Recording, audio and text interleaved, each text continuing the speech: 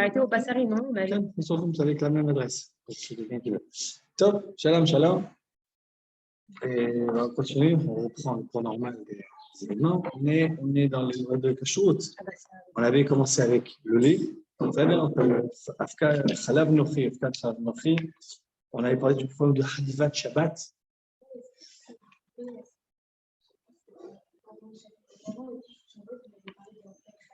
Okay. En deux mots.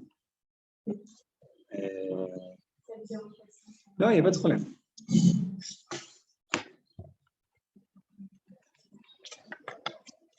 Non, car on va faire plusieurs. Il y a une takanat chamim de ne pas manger, de ne pas boire du lait qui a été trait par des vaches, par des non-juifs. Du lait de vache, même qui a été fait par des non-juifs, s'il n'y a pas un juif, c'est mefaké à khatsa. Je trouve ça même une machloket dans les acharonim. Est-ce que c'est une xéra ou un safek? Ça veut dire quoi? Est-ce que c'est, quoi qu'il en soit, on interdit? Ou bien c'est parce qu'on est dans une ville où il y a aussi du lait et taref qui se baladent, même s'il y a un doute lointain que ça a été mélangé, ou bien qui a été rajouté, ou bien que ça a été produit, on est mahmir. Et nafkamina, la conséquence, si on est dans des endroits où il n'y a absolument pas de lait non cachère qui circule. Il faut savoir que déjà ce point-là, ça marche que dans l'achronim, et que beaucoup de keilot en Chutz étaient sobrimes sur le prix Khadash pour boire du lait de Goy, parce qu'il disait qu'il n'y avait pas de lait de Dan, ce bête Yehuda. Même selon la vie que c'est une xéra, ça n'est créé. Le Rav Moshe Feinstein, lui, il a voulu les mettre sur des keilot qui buvaient des tzaddikim, et quand il y a un pikouach, lorsqu'il y a une surveillance de l'État, et que si quelqu'un se prendre à mélanger du lait autre que ce qu'il a déclaré, alors il leur prend une amende. On est sûr à 100% que c'est pas. C'est comme si il y avait un mashgiach. Même ça, il n'était pas très chaud sur ce terrain. Maintenant, lorsqu'on parle du lait, la poudre de lait, c'est encore une marque dans l'achronim. Il y en a qui ont dit top, ça change rien, ça vient du lait qui est interdit, donc même quand c'est en poudre de lait, ça reste interdit. Il y en a qui ont dit quand c'est la poudre de lait, la xéra n'était pas sur le lait en forme de poudre. De même qu'on a vu que l'exa n'est pas lorsqu'elle est en forme de beurre ou c'est en forme de fromage. Et donc, en forme de poudre, c'est pas ça. Et de mettre beaucoup dans la. Il y a une génération, il y a beaucoup qui ont permis. Le Rav Frank a permis ça à Yerushalayim, le Rav Avransky, le Rav. Il y a toute une liste de grands poskim qui ont permis ça. Il y a le côté Chazonish qui a interdit, et d'autres qui ont interdit.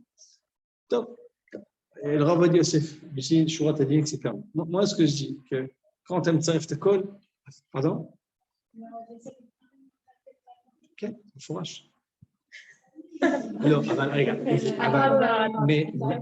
Mais oui, il dit qu'à la fin, non, pas forcément, mais il dit que la Mahmir t'ava la bracha. La Mahmir t'ava la bracha. אבל זה כאילו, זה כן, moi je dis quand tu as מצרף את הכל, lorsque tu vois que בכלל, חלב même, les poskim sfaradim étaient plus méquels, moi je pense pour les poskim on peut être plus méquels que les ashkenazim, parce que, encore une fois, les endroits où même du lait gamour, et sans le hater du Rafanstein, parce que ça vient du chachash et pas de... אז קיצור, שורה תחתונה, הפקעת חלב, אני חושב שזה מותר, יש מקום להחמיר. Moi, chez moi, par exemple, moi, j'en mange pas. Mes enfants, je laisse mes enfants que j'en achète à la maison. Je ne pense pas que c'est tarif. Mais, c'est khumra rouya. C'est une bonne khumra à prendre. Plus on s'éloigne de tout ce qui est goy, mieux c'est. Ça va? En deux mots?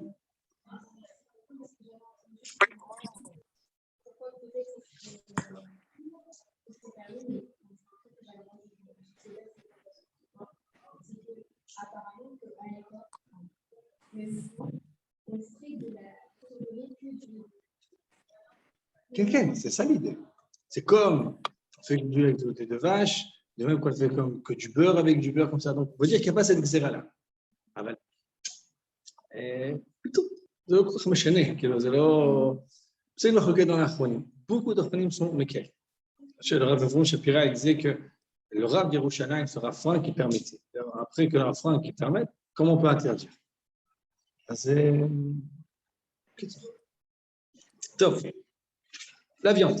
Ça va? Kashrut Bassar. Page 28. Page 28.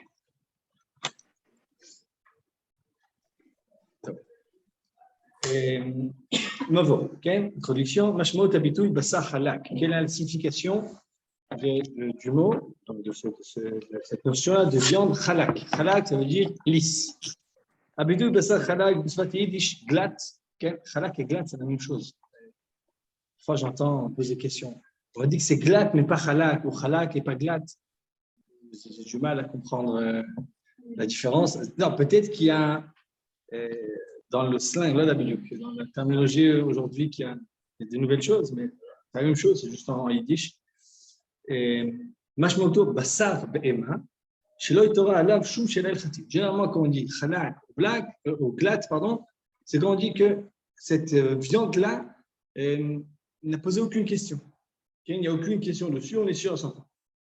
Mais Koubal Ishtameh, je vais utiliser les gabé basar be'ema. Bon, c'est pour. On a l'habitude d'utiliser cette expression-là pour de la viande d'un animal.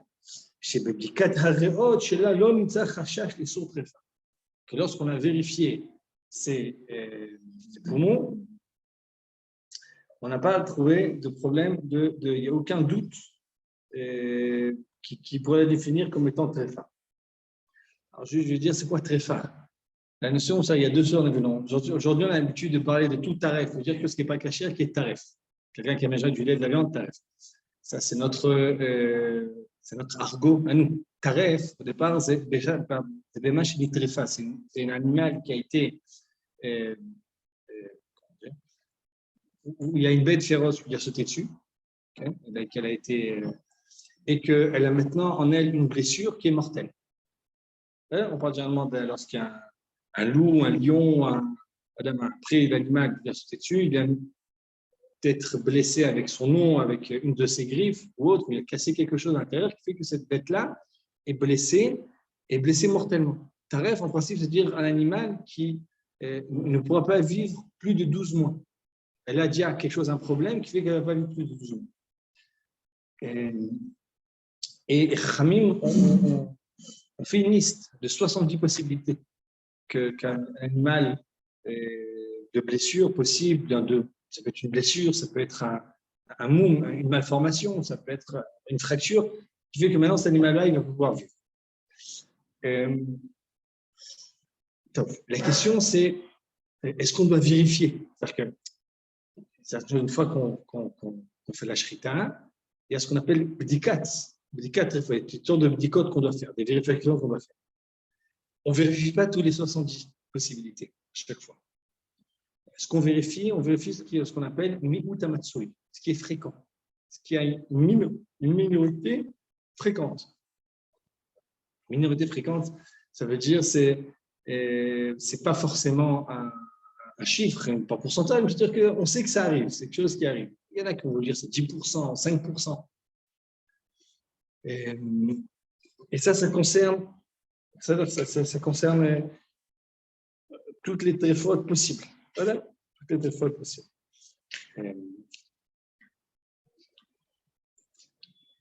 Okay. C'est-à-dire que parfois, il y a des choses qu'on doit vérifier.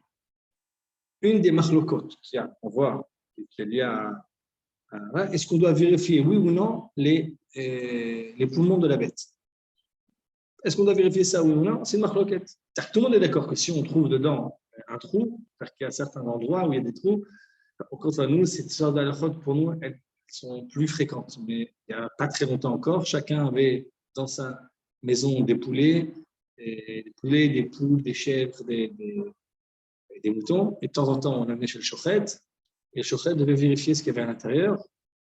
Et en fonction de ça, très souvent, on allait chez le rav avec des bêtes. Au prochain. Et vidéo. Sur WhatsApp, je ne sais pas si ça fait moins cher que. Non, il faut être expert en ça. Vraiment, il faut être chez mouche pour ça. Il y a des rabbins qui sont experts en ça, qui connaissent, il faut connaître l'anatomie de la bête de l'intérieur. Masechet Choulin, c'est un masechet qui parle de tout ça, qui s'occupe de tout ça exactement. Bref, Donc, pour ce qui est de la leçon de Khalak, c'est une des bdikotes qui est une machloket. Est-ce que oui ou non on doit la faire ou non? Entre Sfaradim, on verra ça. Sfaradim, Ashkenazim, c'est la notion. Mais il y a d'autres. Comment ça s'appelle? Il peut y avoir.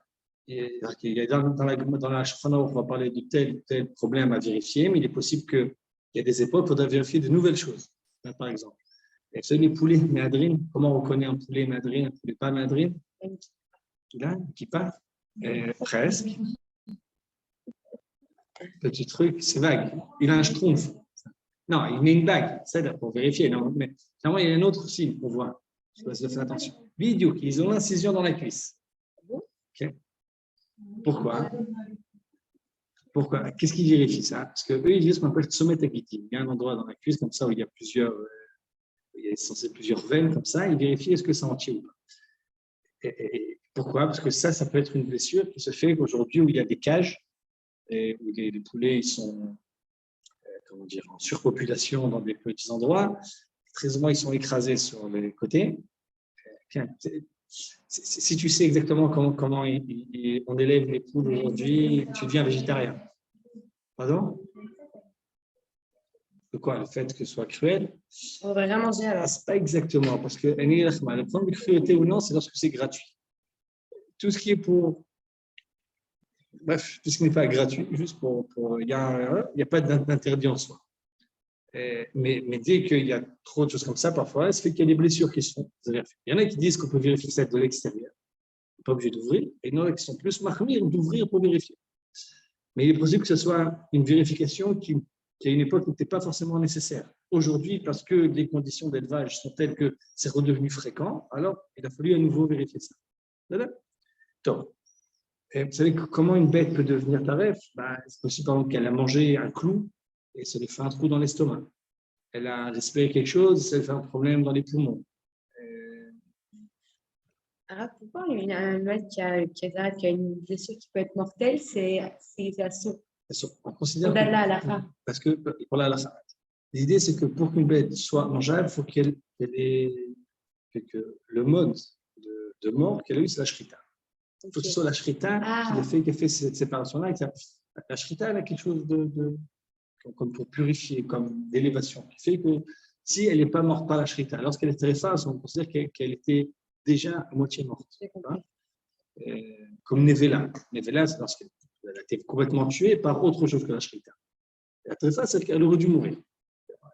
Il y a même dans la Gemara une notion de tréfa pour un homme, pour un être humain, pas pour être mangé. On dit quelqu'un qui est tréfa, on ne peut pas le juger. On ne peut pas le juger à mort parce qu'il est déjà condamné à mort. Il est déjà condamné à mort et que ses témoins, on ne pourra pas faire la chair ado kacher zama. Et d'où tu il y a une notion comme ça de tréfa, même pour les êtres humains. Bref, c'est une notion générale. C'est-à-dire une blessure qui fait qu'on ne peut pas vivre dans les conditions naturelles pendant une année entière. Alors on prend donc à ça. Une des sortes de tréfa, donc de blessure qui fait que l'animal n'est pas viable, n'est que baréa, lorsqu'il y a un trou dans les poumons. Les times, les catéras, parfois lorsqu'on vérifie le poumon, on ne voit pas un trou, mais on voit sircha. C'est sircha, chout, ori, hanimshach, marea, les dauphins abema ou le halal chazé. On voit comme un filament ou bien une membrane. Il y a quelque chose, il y a comme un bouton, il y a comme quelque chose de pas clair là-bas. Et cette sircha-là, ça peut, ce genre de sirchot, ce genre d'anomalie, elles peuvent témoigner, elles peuvent cacher qu'il y a un trou derrière. Ce trou-là a entraîné donc ce filament-là, ou cette membrane. Les dates avec la poskim.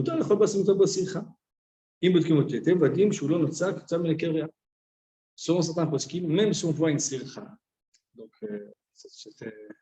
bref, cette sircha, si on vérifie bien le poumon qui est pour voir qu'il n'y a pas de trou, on peut la manger. Parce qu'il y a un je me dis, il y en a qui disent que ça ne marche pas. Et dès qu'on voit cette sircha, ça peut témoigner qu'il y a un trou, tu peux chercher autant que tu veux. De l'homme chané, en soi, ça va rendu tarif cette viande-là. Non, après, évidemment. On va vérifier le poumon d'un animal qui est mort. Non, ça tuerait. C'est sûr qu'on parle de ça après. Une fois que l'animal est mort, on prend les poumons, on sort tous les éléments.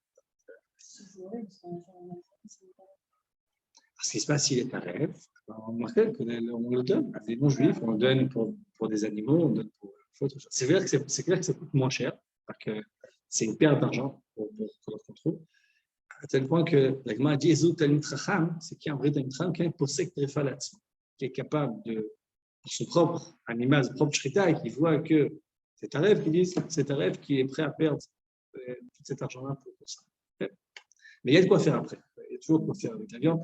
Aujourd'hui, dans le monde industriel, on utilise les animaux de toutes les parties possibles des animaux, elles sont utilisées. Jusqu'au sabot. Les saucisses, non, c'est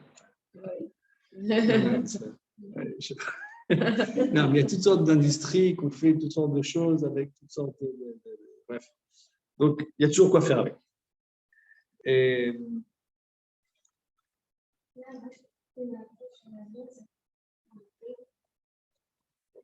en théorie, oui. Mais en principe, s'il y a un trou dans les poumons d'un poulet, là, mais pour le poulet, il est marqué que ce n'est pas fréquent. Donc, pour nous, c'est partie des tréfotes qui sont. Donc, on ne vérifie pas. Donc, on va voir que la notion de khalak n'est pas pour les poulets. Exactement. C'est même pas ça pour un veau, par exemple. Parce qu'un veau, il est petit. Et pour le veau non plus, il n'y a pas ce risque-là. C'est juste pour un animal qui est déjà assez âgé pour casser. Alors, on va voir ça. Donc, ils disent que ça ne sert à rien de vérifier, dire qu'il y a une sikha, gamarona. פוסקים לכם סוברים שבלי כזה מול הבשר, בכל בשר נמצא בו שיחה ותראה בסור אכילה. בשר חלק, אם כן, בשר שנמצא בו שיחה, ולא תורה שאלה הודות כשרות. Une viande halak, c'est une viande où il n'y a pas de sirchot, il n'y a pas ces boutons là, ou je ne sais pas quoi, et donc c'est lisse. מושג חלק גלג ביחס לעוף ומצרף, מושג מאוחר יותר שבא לבטל כשרות מותרת בפני שחיטה ופטור נוספת. Lorsqu'on parle de halak pour du poulet, c'est juste. C'est un langage qui est emprunté. C'est pas exactement, c'est pas la signification initiale du mot. C'est juste pour dire que c'est un poulet dans lequel il y a plusieurs khumot, où comment dire, le protocole de kashrut de cet endroit-là est assez sévère. Parce que chaque endroit, je ne sais pas si vous parlez de ça, chaque endroit il a ses protocoles. Par exemple, combien on peut faire de shrita d'animal à la minute. C'est savoir que la shrita, c'est vraiment comme un tapis roulant, ça va, un tapis roulant, pour un tic, tic, tic. Ça va très très vite. Et il y en a qui font, je ne me rappelle plus des chiffres, mais des chiffres impressionnants. Une dizaine à la minute, non, trop, une dizaine, un tous les 6 secondes. Beaucoup. Moins. Ça, là d'habitude, il y a des chiffres. Il y a des chiffres, tous les combien de temps on vérifie, il y a des protocoles, tous les combien de temps on vérifie le couteau, parce qu'il est encore, pour que chez toi, ça veut que ça soit absolument parfait, la lame. Alors, tous les combien de temps on vérifie le couteau, etc. Dans quelles conditions aussi. On m'a dit une fois qu'il y avait une mashreta où le chauffeur faisait ça à 3-4 heures du matin. Et je lui dis, le Rav lui a posé la question, et comment tu fais quand tu as une question? Il y a le Rav de la ville qui habite juste au-dessus. Dès que j'ai une question, je l'appelle. À 3 heures du matin, c'est déjà arrivé de poser des questions à Rav. C'est-à-dire que. C'est pas très. Bidiouk, c'est pas très. Il y a des mashretot, ça dépend vraiment de chaque abattoir, comment ils fonctionnent et quels sont les protocoles de kashrut de cet endroit-là. Donc, vous savez, c'est pour ça, par exemple, je dis le site Kosharot. Qui s'occupent, et lui, vraiment, ils vérifient. Ils vont mashreta à chaque abattoir, ils vérifient comment ça se passe, et ils donnent après leur amlatza, leur recommandation. Ça, on peut, ça, on ne sait pas, on préfère rien dire, ça, on a vu qu'ils sont corrects, etc. Donc, בפרק זה נסוג מנהיגה קהילות ועדות בהקשר אכילת בשר חלק, מה יעשה מנהיג להקפיד לאכול בשר חלק כשאין ביכולתו להחמיר כמנהגו, נראה מושג בשר חלק שאכל בשר בהמה ולפות, on va voir quelles sont les différentes minagi par rapport à cette notion de halak et comment on fait lorsqu'on est dans une situation où on ne peut pas accomplir cette mitzvah-là. Donc, Midrash Tanchuma, Amar Rabbi Yehuda ben Dayan, Mi yigale afar minech adam harishon, שלא יכולת לעמוד במצוותך אפילו שעה אחת. והרי בניך משלמים כל המצוות שניתנה להם ועומדים בהם. כן, טוב. רבי יהודה בן פדיה, il parle à Adam Arishon, il dit Adam Arishon, comment c'est possible? Toi, tu n'as pas pu tenir un jour, alors que tes enfants, en Israël, tous les jours, ils gardent ces mitzvot-là, attends, le ker bema shor kesef, le shochet umafshi, rochet, בודק קריאה, ונמצא טרפה, ומה לו במה אוכל? אז הוא אומר, אמרת השם צרופה. On voit en Israël, il achète un animal, il cher, il fait tout ce qu'il a fait, et puis il voit un petit trou, il voit qu'elle est très faim. Il n'en mange pas. Imrat Hashem Tsofa. La parole de Kadosh Baruch Hu, Tsofa, dans le sens, elle est pure, dans le sens, elle nous purifie. Le fait même d'avoir reçu la Torah, ça nous a purifié, ça nous donne ces forces-là. Il fait un petit tava Adam Rishon, chez Akalou, il fait un Kadosh Baruch Hu, chez la Cholmael. Alors Israël, quand même, mitzvot, Mutana Kadosh Baruch Hu, Mekablim, Omrim, Kol Asher Diber Nas. C'est pour ça qu'Adam Rishon n'a pas eu beaucoup de mitzvot, parce qu'il sait qu'il n'aurait pas pu les accomplir, alors qu'Israël, on a pu donner tout ce que je vous a donné toute la Torah et on a déclaré, on a dit hier, quand ça dit Berachem Nassé, tout ce que je dira, on fera. Et l'autre faute Béma, la Mishnah dans Masachet Choulin, elle dit comme ça, Réa chez Nikva, un poumon où il y a un trou, où il manque une partie. La Bishon Omer, Hachetinekev les bêtes à symphonot. Que ce soit un trou qui soit dans un domaine qui s'appelle Beta Symphonot. C'est exactement aucune idée. C'est la prochaine fois, j'amène des photos d'or. Non, c'est bon. C'est bon? Ok. Tant mieux. Top. C'est Rabbi Notenra, il explique. Ok? Pardon? On a pu manger de bon. Ok. Il a dit la fois qu'il a dit qu'on va revenir à ça. Bien. C'est bon. Ben, c'est comme ça, dans un restaurant, si on voit ce qui se passe dans les cuisines, on peut y retourner. Pour la viande, c'est pire encore, je pense. Vous pas un oui, dans le béni. J'ai une copine, son beau-père, il est chauffette à l'étranger. Wow. Et son fils, il mange rien à part de son père. Il ne mange pas rien de son père, ça se fait tous les problèmes, etc. Alors, dès que son père il ramène une chita, alors ils ont la langue, mais sinon, il n'y a rien. C'est que les Ah ouais. Top. Réa chez Nikva, un poumon qui a été troué. Explique, c'est quoi un poumon qui a été troué? Shni Krubim Dakim Yesh le Réa. Les Kev Zé, le Zé Kshela. Les Kvushneem, Baruch Yotzei, Shenofrimota, Trifa. Dit qu'il y a deux couches dans les poumons.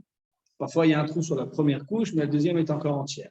Ça, ce n'est pas un problème. Lorsque les deux couches ont été trouées, et que si on souffle dans ces poumons-là, on voit qu'il y a de l'air qui sort de là-bas, à être fin. מטעם ריאה שנקבע נעשו כל השיחות שברק שם במקום דעדי נוקר. זו להתנתק, לפי שאין צריכה בלא נקר, שהריאה שואבת כל מיני משקה, והמשקה נעשה עב בתוכה, ויוצא מעט מהדרך הנקב, ונקפא ונעשה קרום. כשבמקום דעדי נוקר, הקרום מתפרק והנקב מתגלה. Lui, il explique pourquoi ces trous-là, ils forment ces sirchot. C'est-à-dire que ce trou-là, il fait en sorte qu'il y a des appels de toutes sortes de liquides, toutes sortes de flux qu'il y a dans le corps de la bête. Donc, ça va être aspiré dans les poumons, puis ça ressort un petit peu, et puis ça maglide. Ça, comment on dit ça? Ça? Non, ça devient comme de la croûte. Ça coagule. Quel vide, ça coagule. Et ça devient comme ça. Et puis très souvent, il suffit que ça bouge un petit peu pour que le trou se dévoile. Donc c'est l'autre. Il faut vraiment s'identifier. Aujourd'hui, il y a vraiment autant de... Quand on prend la viande... Quand on dit halak ou pas halak, on dit halak, c'est-à-dire qu'on a vérifié, qu'il n'y a rien. Pas halak, ça veut seulement dire qu'on n'a pas vérifié. On verra, c'est un ça veut dire que Rabbanout, c'est pas vérifié. C'est fou. Ça dépend ce qui est marqué dessus. Pourquoi il y a marqué Rabbanout halak? C'est-à-dire que ça a été vérifié. Quand c'est... Ah, c'est autre chose encore. Il y a deux problèmes. Quand c'est marqué que ce n'est pas marqué halak, je peux être sûr que ça n'a pas été vérifié. Maintenant, ça a été vérifié. Tu dis, non, je compte sur ça, je ne compte pas sur ça. C'est autre chose encore. On va voir ça. On va voir que c'est une marque de Sfardim Ashkenazim en principe et que même ça, il y aura. Top, on va voir ça maintenant. Un des avis pour permettre, c'est de dire que même une viande qui a marqué pas halak, c'est ce qu'on appelle sfek sfeka. On va voir si notre dans Shulchan Aruch Réma, est-ce qu'on l'a vérifié ou pas. Et que même si on n'a pas vérifié, ça ne veut pas dire que c'est. De toute façon, c'était halak, mais personne n'a vérifié. Donc, c'est-à-dire que ce n'est pas qu'on a vérifié, on sait qu'il y a un trou, c'est qu'on n'a pas vérifié, donc on ne sait pas s'il y a ou il n'y a pas. Généralement, c'est ça les viandes qui ne sont pas halak. J'arrive à ça, je crois que tout le monde était caché. Top.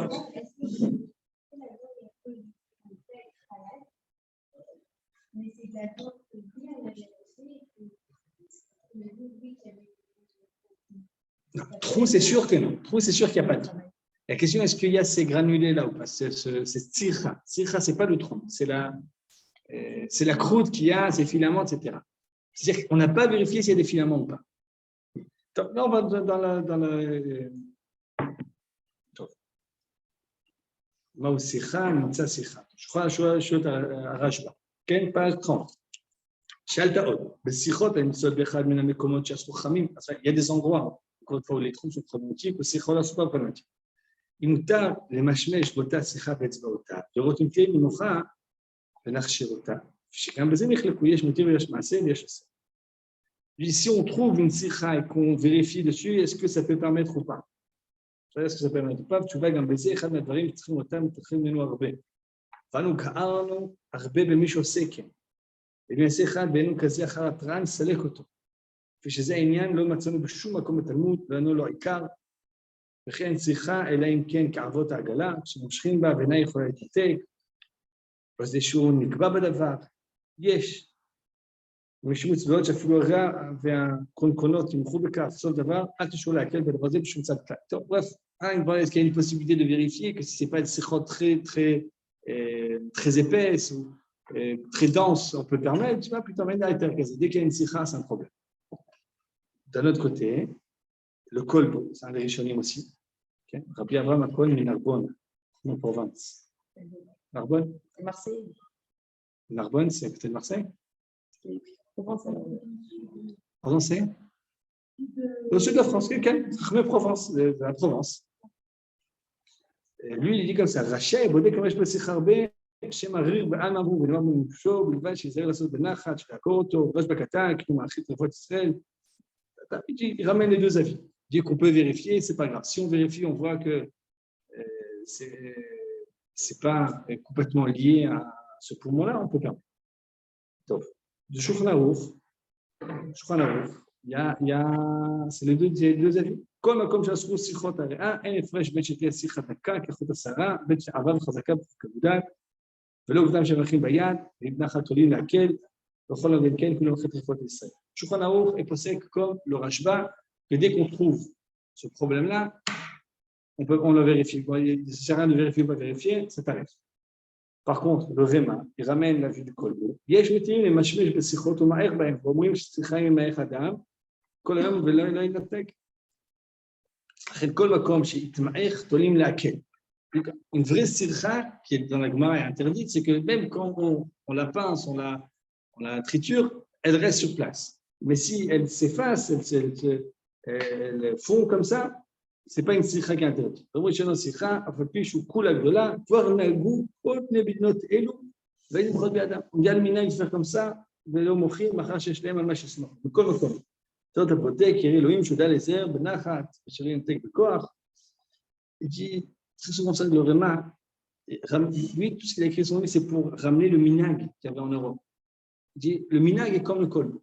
Et de faire comme cette habitude-là qui est marquée dans le Sora, le kolbo, le Rabbi Aaron HaKohen de Narbonne. Et donc, on peut faire ça, donc il y a une façon de vérifier. Le shaf.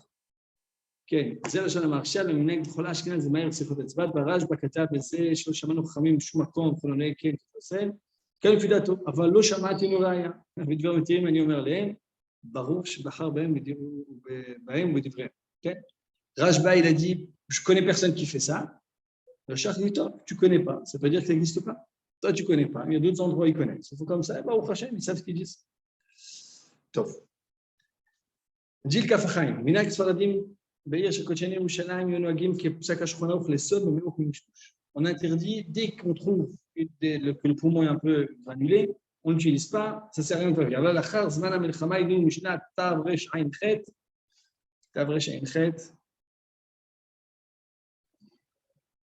C'est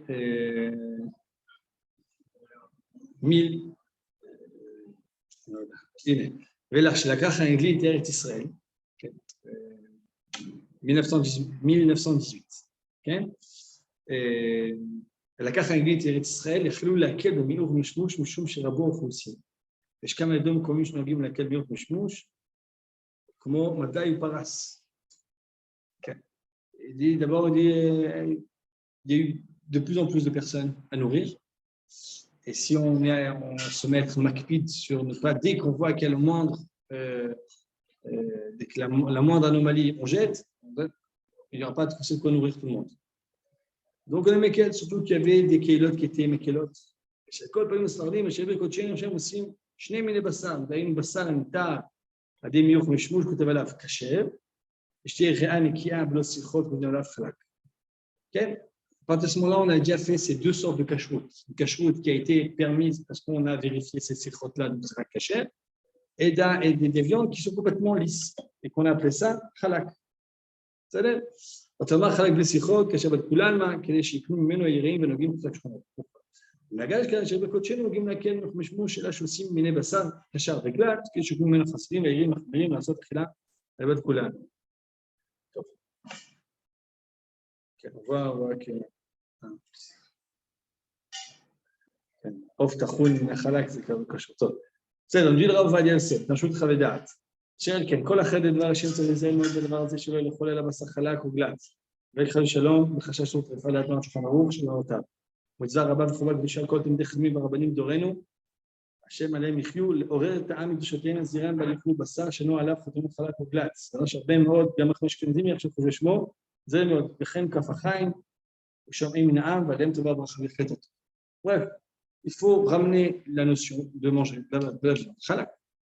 La viande halak, parce que c'est le pshat du Shulchan Aruch. C'est le pshat du Shulchan Aruch. Maintenant, طب il ramène qu'on a fait qu'on est chez quelqu'un d'autre. On va néguer l'achma. Ok. Pourquoi malgré tout, il y a plusieurs endroits où Ken Mekilim peut manger non halak. Les restaurants, des fois qu'on est invité quelque part. C'est dans Choutia Biaomer, il dit comme ça. Chati madame Yerushalayim mitchofim nego baratzon הקדושה איננו אוכלים בשר בהמה אלא אם כן בשר חלק בלי חשש שיחות כלל. בגלל מה שולחן ערוך, כמל רותיו. והנה זמן סעודת מצווה שהוא אחד ממשפחתו. שכן סתם בשר כאשר רשאי לאכול שף מכבוד המשפחה בלי לחכות הבשר חלק כולו. Quelqu'un qui est invité quelque part, est-ce qu'on doit vérifier quelle est la viande?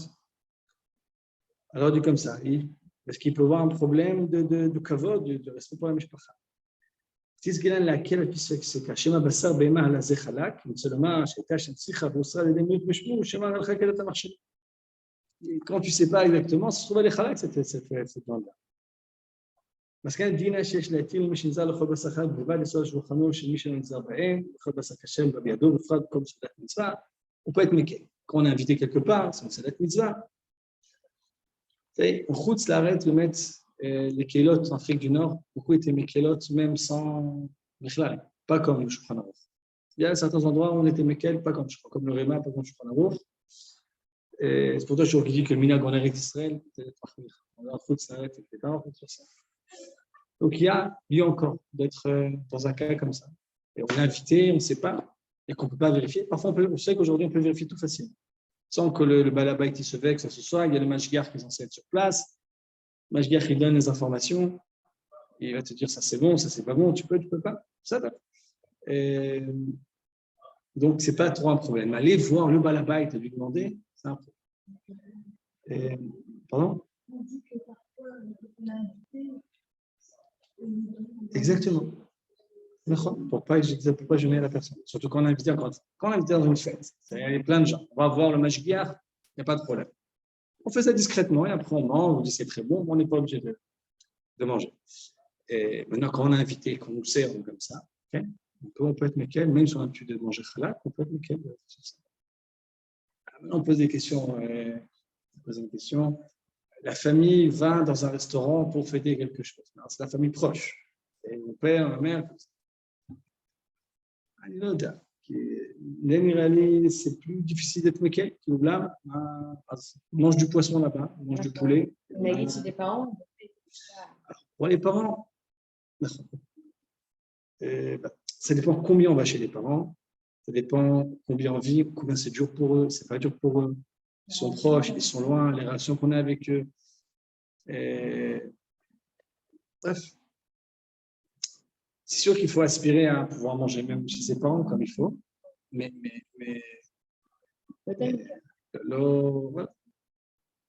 non, c'est sûr aussi qu'on ne va pas considérer leurs ustensiles comme taref.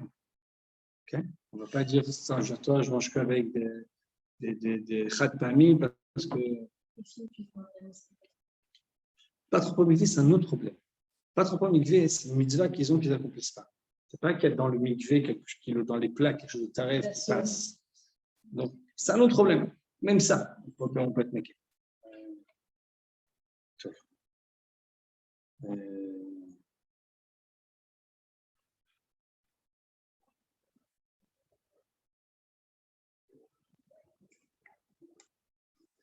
Il y a un autre méco, il y a Maïm Chaim, Rabchaim David Alevi. Lui, il pose des questions. Mal à ce cachet de Tachim, je pacham, je basta sham khalak. הנה שעתך בהסתומה במקצת, שמכוונה היא שידוע להם ודוד בשר שקנו במשהו קשור על ידי מערוב ומשמוש, שעלה כתוב כשר וחלק, שמנה הלכות שם. ואם הכוונה שהם קנו בשר והכניס כשר, ולא התעניינו לדעת כלל אם את הבהמה הייתה כשרה או חלק. במקום להקל, גם ספק זה קלו של ישראל. ולכן עבר בכמה גדול הפוסקים שאדם עושה בדרך מזמן למסעדה כשרה, אין צריך לחקור עם מסע חלק, ודברים מורקים לדבר הפוסקים. Même si on va dans un endroit où on arrive quelque part, il y a un restaurant, on peut bien vérifier, parce que c'est ça, la chérie va là-bas, à Merech, il y a d'autres badouches qu'on va ça cacher, l'eau halak. Si tu es sûr et certain que c'est caché à pas halak, bon manger. יסוד בטובתם ודעת שלא יפגע בכבוד בעל הבית, ומקום משפחה מדובר, להסביר להם היטב חובה להימנע מאכיל בשר וחלק, ואם בזרים מדובר להימנע מאכיל בשר בכל מיני נימוקים שלא יפגעו בעל הבית. On peut inventer n'importe quelle excuse pour pas manger la viande, et ça passe. Aujourd'hui, on a plein de gens qui sont végétariens, et ça passe très bien. On peut dire qu'on a décidé d'être végétarien pour leur avenir. Voilà. Et dernière chose, la notion de bassar halak, c'est pour de la viande et pas pour le poulet. הנה, pardon, רבי ירם קוברי, אני רמם. רבים הספרדים, בקריאות רבות, מרוקו, תימן, נגעו לקל כאשכנזים. D'un autre côté, même les Ashkenazim, beaucoup avaient le minhag d'être maquel. Par contre, בעופות, הם תלבש את שיחות. מונח חלק, c'est pas une notion qui est exacte. On peut dire מהדרין, כן. בסדר. אני לדעתי באופן שדרג כשרות מהדרין ומהדרין, ולא יודע מונח חלק, טוב שיש אותו במזיק. סיכום, טוב, on verra le סיכום de ce qui était là-bas. Je sais pas comment ça s'appelle.